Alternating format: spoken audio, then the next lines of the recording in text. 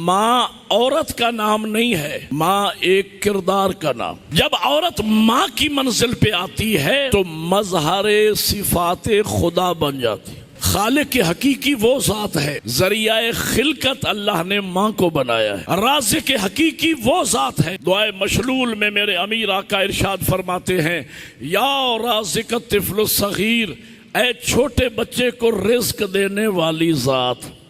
छोटे बच्चे का भी राज़िक वो है, ज़रिया रिज़्क माँ है। असलन रहीम करीम वो ज़ात है, ज़रिया रहमो करम अल्लाह ने माँ को बना के भेजा है। माँ इंसान की हो या माँ हैवान की हो, माँ इंसान की हो, हैवान की हो, चरिंद की हो, परिंद की हो, जिस पे लफ्ज़ माँ सादिक आता है, ये जो माँ अपने बच्चे को प्यार करती है, ये माँ का प्यार नहीं है, ये खुदा है जो माँ के वसीले से मखलूक से प्यार करता है।